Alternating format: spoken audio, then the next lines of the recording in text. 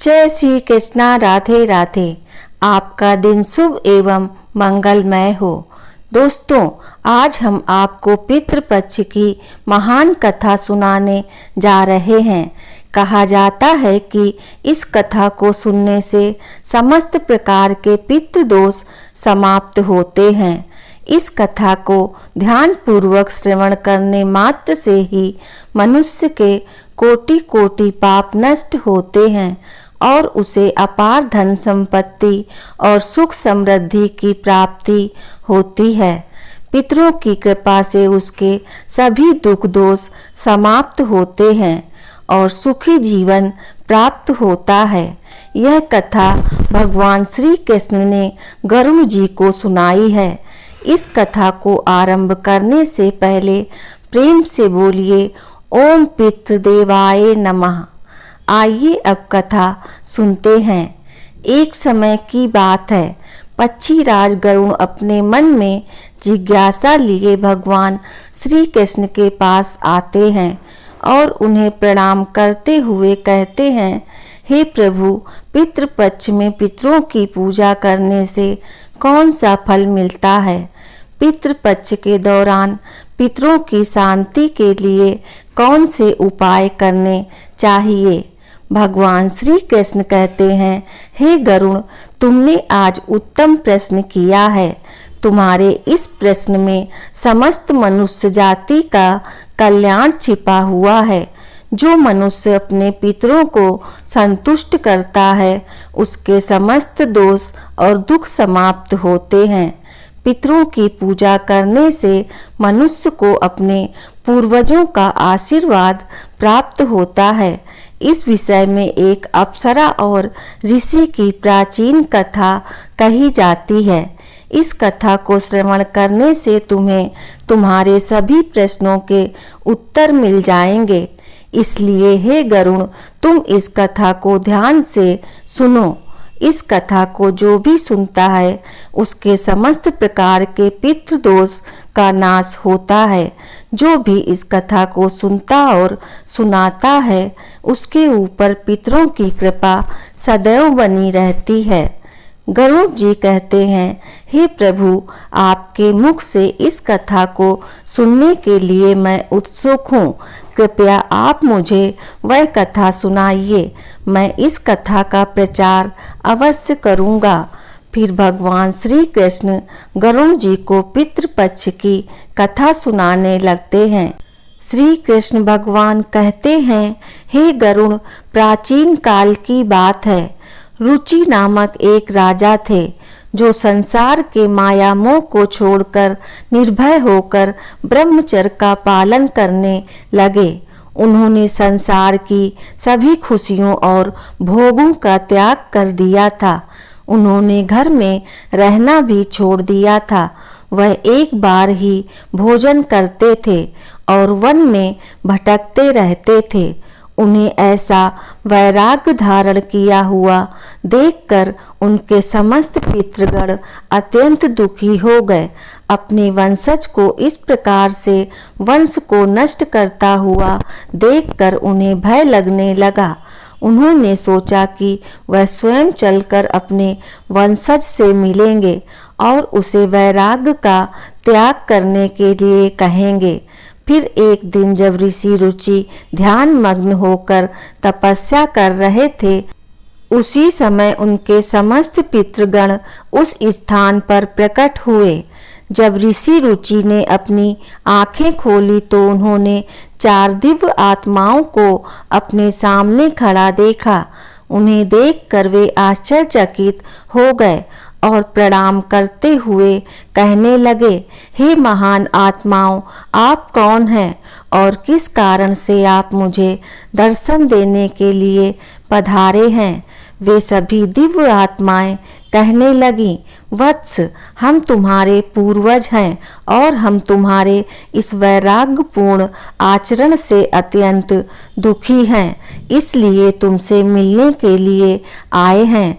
ऋषि रुचि ने उन्हें नमस्कार करते हुए आदर पूर्वक पूछा, हे पितृगण, आप सभी के दर्शन करके मैं कृतार्थ हो गया, किंतु आप मेरे आचरण से दुखी क्यों हैं? कृपया मुझे विस्तार से बतलाइए। मुझसे ऐसी कौन सी भूल हो गई है जो मेरे पूर्वज असंतुष्ट और दुखी हैं? तब वे सभी पितृगण कहने लगे, हे वत्स, तुमने किस कारण से विवाह नहीं किया? विवाह स्वर्ग और मोक्ष प्राप्ति का उत्तम मार्ग है। गृहस्थ आश्रम के बिना मनुष्य को शाश्वत बंधन होता है। गृहस्थ में रहकर मनुष्य देवताओं, पितरों, ऋषियों और याचकों की पूजा करके उत्तम लोकों को प्राप्त करता है। वह देवताओं को स्वाहा और पितरों को श्राद्ध शब्द के उच्चारण से तथा द्वार पर आए अतिथियों और याचकों को दान देकर संतुष्ट करता है। विवाह न करके, संतान उत्पन्न न करके तुम देवताओं तथा पितृगणों के ऋण से मुक्ति नहीं पा सकोगे।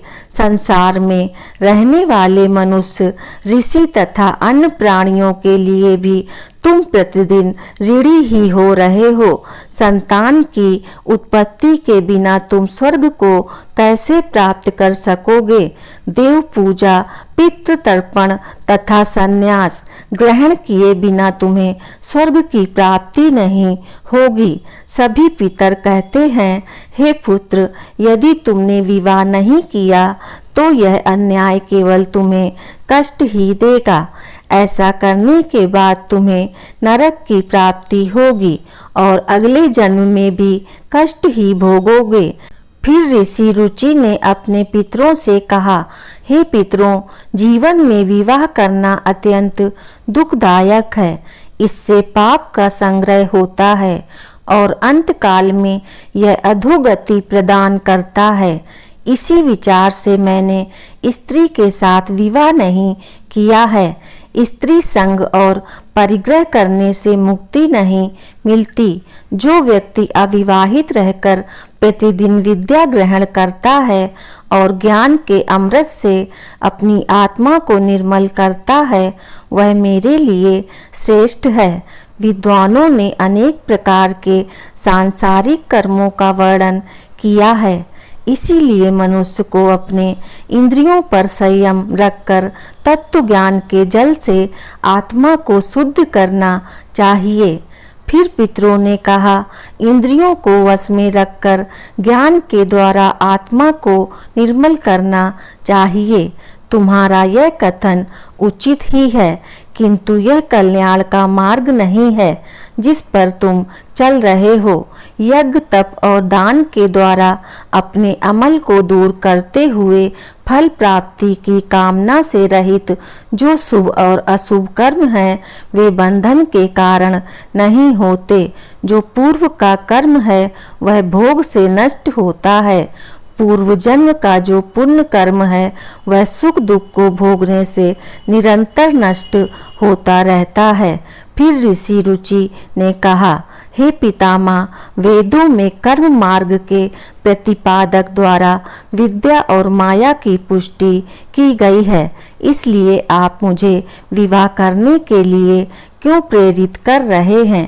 विवाह करके मेरा अनिष्ट ही हो जाएगा।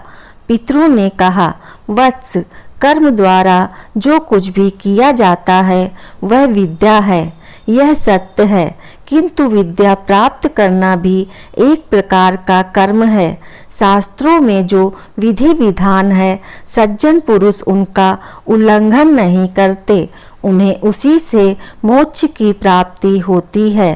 शास्त्रों में पुरुष को विवाह करने की आज्ञा दी गई है। विवाह न करने पर मनुष्य को मुक्ति नहीं मिलती है। संतान के बिना उसे मोक्ष नहीं मिलता है। संतान के द्वारा किए गए श्राद्ध कर्म से ही उसे मोक्ष मिलता है। इसलिए हे पुत्र, तुम विधि पूर्वक विवाह करो। विवाह न करने से तुम्हारे सभी कर्म भी नष्ट हो जाएंगे और तुम विफलताओं को ही प्राप्त करोगे। यदि हमारा वंश नष्ट हो जाएगा तो हमारी आत्माएं अतृप्त ही रहेंगी। विवाह करके संतान उत्पन्न करके ही तुम अपने पितरों को संतुष्ट कर सकते हो। श्री कृष्ण कहते हैं, हे गरुण, इस प्रकार से अपने पितरों के वचन सुनकर ऋषि रुचि को बड़ी ग्लानि हुई। उन्होंने विवाह करने का निश्चय किया। फिर ऋषि रुचि ने अपने पितरों से कहा, हे पितृगण, अब तो मैं बूढ़ा हो गया हूँ, कौन मुझे अपनी कन्या प्रदान करेगा? वैसे भी मुझ जैसे वृद्ध व्यक्ति के लिए विवाह करना अत्यंत कष्ट साध्य है। फिर पितरों ने कहा, वत्स, यदि तुम हमारे वचनों का पालन नहीं करोगे तो निश्चित ही हम सभी पितरों का पतन हो जाएगा और तुम्हारी अधोगति हो जाएगी।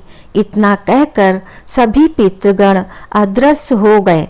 श्री कृष्ण कहते हैं, हे गरुण, पितरों के द्वारा ऐसे वाक्य सुनकर ऋषि रुचि मन ही मन अत्यंत व्याकुल हो उठे।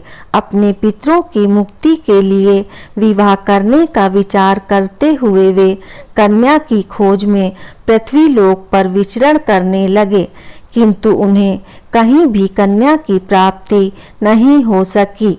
अपने पितरों के वचनों को बार बार मन में सुनते हुए चिंताग्रस्त होकर सोचने लगे, मैं क्या करूं, कहां जाऊं? मेरे पितृगणों को मुक्ति दिलाने के लिए कौन सी स्त्री मुझसे विवाह करेगी? इस प्रकार देर तक विचार करने के बाद ऋषि रुचि ने ब्रह्मादेव की तपस्या करना शुरू कर दिया। ऋषि रुचि ने 100 वर्षों तक एक वन में घोर तपस्या की। तत्पश्चात जगत पिता ब्रह्मा ने उन्हें दर्शन दिया और कहा, हे रुचि, मैं तुम्हारी तपस्या से प्रसन्न हूँ। तुम्हारी जो भी अभिलाषा है उसे प्रकट करो, मैं अवश्य पूर्ण करूँगा।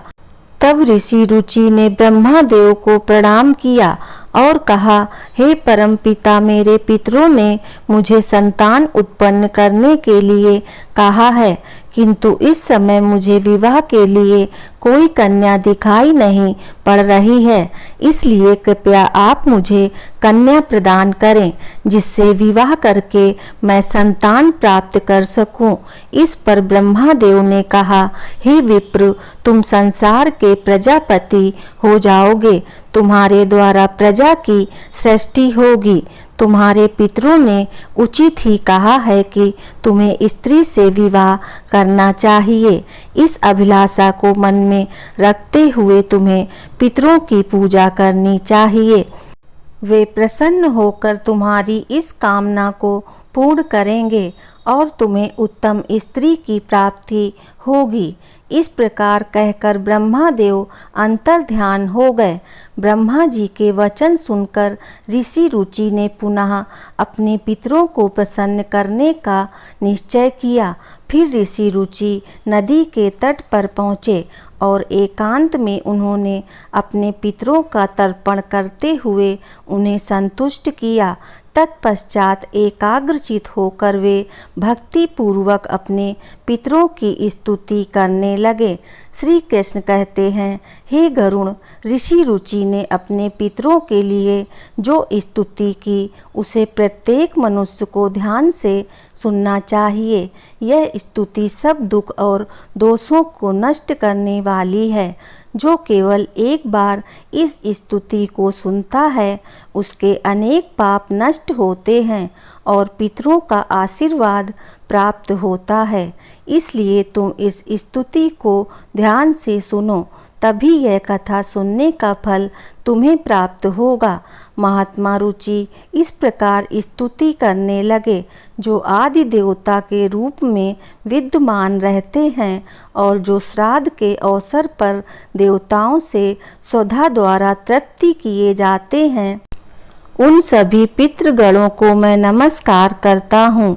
स्वर्ग में अवस्थित महर्षिगण भक्ति मुक्ति की कामना से मानसिक श्रद्धा द्वारा जिन्हें भक्ति पूर्वक तृप्त करते हैं, उन सभी पितरों को मैं प्रणाम करता हूँ। अग्निस्वात, बहिर्सद, अजा और सोमप नामक पितृगण हैं, वे सभी इस श्राद्ध में मेरे द्वारा संतृप्त होकर तृप्ति को प्राप्त करें। अग्निशाक पितर मेरी पूर्व दिशा की रक्षा करें। वरिषद नामक पितृगण सर्वदा मेरी दक्षिण दिशा की रक्षा करें। अग्नि पितृजन पश्चिम दिशा की तथा सोम पितृगण उत्तर दिशा की रक्षा करें। यह समस्त पितृजन राक्षस भूत पिशाच और असुर गणों के कारण उत्पन्न दोष से नित्य सब प्रकार से हमारी रक्षा करें। पितरों के 31 गण होते हैं जिनसे यह संपूर्ण जगत पर व्याप्त है। यह सभी पितृजन इसी श्राद्ध में मेरे द्वारा संतुष्ट हों। इस प्रकार ऋषि रुचि द्वारा स्तुति करने पर पितर अत्यंत प्रसन्न हो गए और इस समय एक दिव्य तेज उत्पन्न हुआ जो आकाश मंडल में चारों ओर व्याप्त हुआ। संपूर्ण विश्व को अपने तेज से आलोकित करने वाली उस रोशनी को देखकर ऋषि रुचि अपने घुटनों पर बैठकर फिर से पितरों की स्तुति करने लगे। रुचि की स्तुति सुनकर पितृगण अत्यंत प्रसन्न हुए और वे उनके सामने प्रकट हुए। रुचि ने पुष्प से उन्हें निवेदन किया था। वे सभी पितर उन्हीं को धारण करके उनके सामने प्रकट हुए। रुचि ने भक्ति पूर्वक हाथ जोड़कर अपने पितरों को प्रणाम किया और निवेदन किया। प्रसन्न होकर पितरों ने कहा, पुत्र, तुम्हारी यह स्तुति से हम अत्यंत प्रसन्न हैं, इसीलिए अब तुम्हारी जो भी कामना हो वह निसंकोच होकर कहो। फिर नतमस्तक होकर रुचि ने समस्त पितरों से कहा, हे पितृदेव, ब्रह्मादेव ने इस सृष्टि की रक्षा करने के लिए मुझे प्रजापति बनाया है, इसलिए मैं आपसे संतान उत्पन्न करने में समर्थ गुणवान और चरित्रवान पत्नी की कामना करता हूँ। फिर पितरों ने कहा, इसी स्थान पर अभी इसी क्षण तुम्हें उत्तम मनोरमा पत्नी की प्राप्ति होगी और उसी से तुम्हें पुत्र होगा। रुचि का पुत्र बुद्धिमान और बलशाली होकर तीनों लोकों में ख्याति प्राप्त करेगा। उसके भी अतिशय बलवान, महापराक्रमी, महात्मा और पृथ्वी का पालन करने वाले बहुत से पुत्र होंगे। इतना कहकर समस्त पितृगण ऋषि रुचि को आशीर्वाद देकर उस स्थान से अंतर्ध्यान हो गए।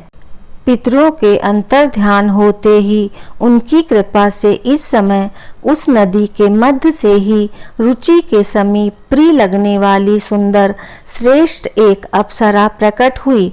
उस श्रेष्ठ अप्सरा ने मधुर वाणी में महात्मा रुचि से कहा, हे वरुण के पुत्र, महर्षि पुष्कर द्वारा मेरी एक अति सुंदर कन्या उत्पन्न हुई है। मैं उस सुंदर रूप वाली कन्या को भार्या के रूप में आपको प्रदान करती हूँ। आप इससे विवाह करें। इस कन्या से आपको अभिषेक बुद्धिमान मनु नाम का एक पुत्र होगा। फिर प्रजापति रुचि ने उस अप्सरा कन्या से विवाह किया। श्री कृष्ण कहते हैं, हे गरुड़, इस प्रकार से ऋषि रुचि ने अपने पितरों को प्रसन्न करके विवाह के लिए कन्या प्राप्त की और अपने वंश को आगे बढ़ाया। कथा के अंत में भगवान श्री कृष्ण ने गरुड़ जी को पितरों को प्रसन्न करने के अनेक उपाय विस्तार से बताए।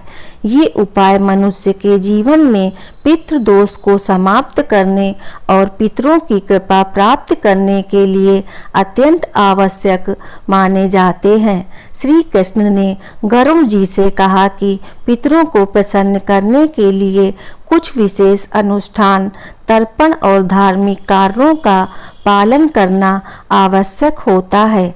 आइए जानते हैं उन महत्वपूर्ण उपायों के बारे में।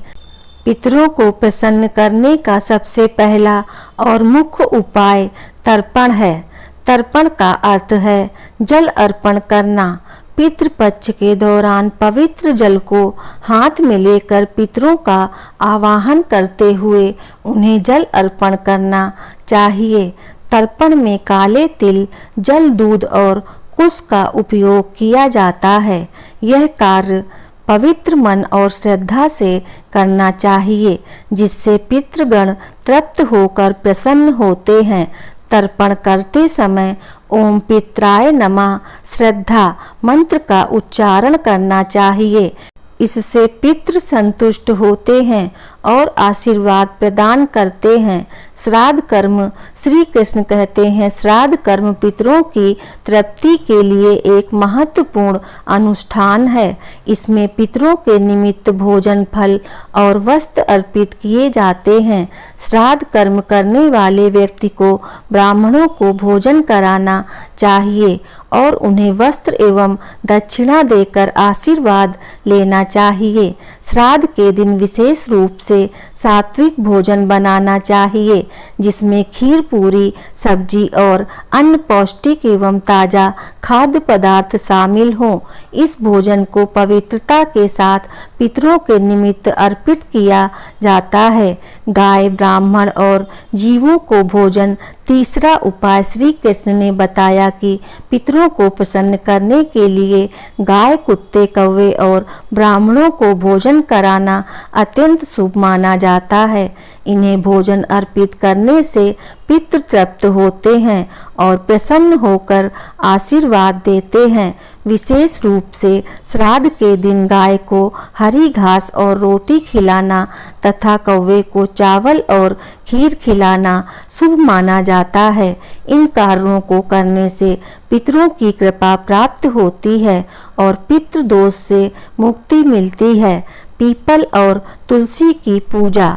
श्री कृष्ण कहते हैं, पीपल और तुलसी के वृक्ष की पूजा करना पितरों को प्रसन्न करने का महत्वपूर्ण उपाय है। पीपल का वृक्ष पितृगणों का निवास स्थान माना जाता है और तुलसी का पौधा देवी लक्ष्मी का प्रतीक होता है। श्राद्ध के दिन पीपल और तुलसी की पूजा करके पितरों को तृप्त किया जाता है।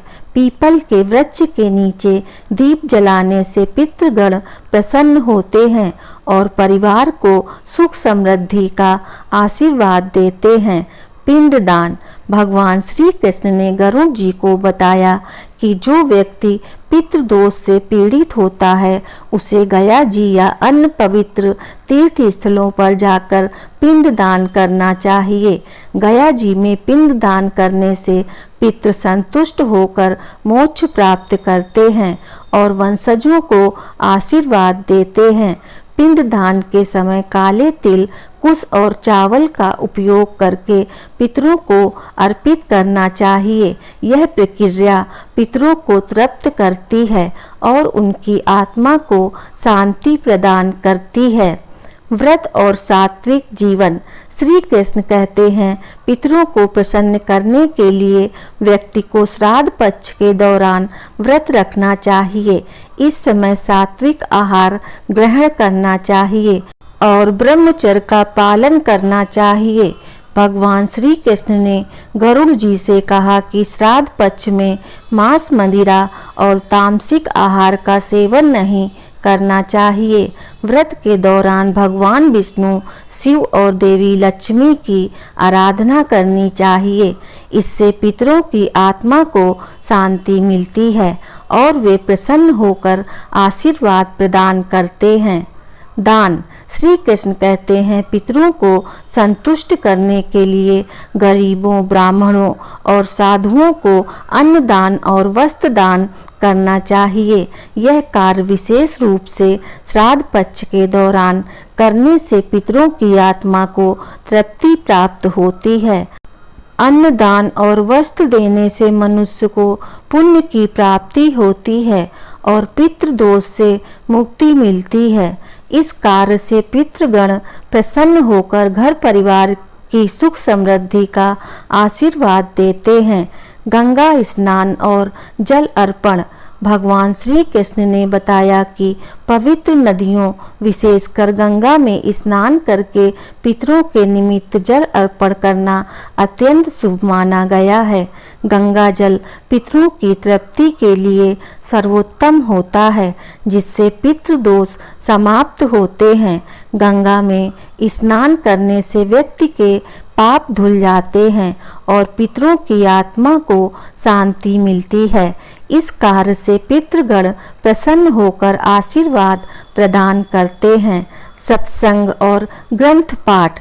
श्री कृष्ण कहते हैं, पितरों को प्रसन्न करने के लिए सत्संग में शामिल होना और पवित्र ग्रंथ जैसे भगवत गीता का पाठ करना अत्यंत लाभकारी माना जाता है। पितरों की शांति के लिए गीता के 11वें अध्याय का पाठ विशेष रूप से लाभकारी होता है। गीता के पाठ से पितरों की आत्मा को शांति मिलती है और उनके वंशजों पर उनकी कृपा बनी रहती है। भगवान श्री कृष्ण ने गरुड़ जी को यह भी बताया कि जो व्यक्ति इन उपायों को श्रद्धा और विश्वास के साथ करता है, उसे जीवन में सभी प्रकार के सुख और समृद्धि प्राप्त होते हैं। पितरों की कृपा से उसके समस्त दोष समाप्त होते हैं और परिवार में शांति बनी रहती है। इन उपायों को नियमित रूप से करने से पितृदोष से मुक्ति मिलती है और पितृगण प्रसन्न होकर वंशजों को आशीर्वाद देते हैं। श्री कृष्ण ने गरुड़ जी से कहा, हे गरुड़, जो भी व्यक्ति इन उपायों का पालन करता है, उसे पितृदोष का कभी सामना नहीं करना पड़ता और उसके पितृ सदैव प्रसन्न रहते हैं। इस प्रकार भगवान श्री कृष्ण ने पितरों को प्रसन्न करने के विभिन्न उपाय विस्तार से बताए, जिन्हें हर व्यक्ति को पितृपक्ष में अवश्य करना चाहिए। दोस्तों, इस प्रकार गरुड़ पुराण में पितृपक्ष की कथा का वर्णन किया गया है। उम्मीद है आपको यह कथा पसंद आई होगी। प्रेम से बोलिए जय श्री हरि विष्णु नारायण की जय हो, लक्ष्मी माता की जय, श्री कृष्णा। दोस्तों, वीडियो पसंद आया हो तो लाइक करें और आगे के ऐसे ही वीडियो के लिए चैनल को सब्सक्राइब अवश्य करें। धन्यवाद आपका।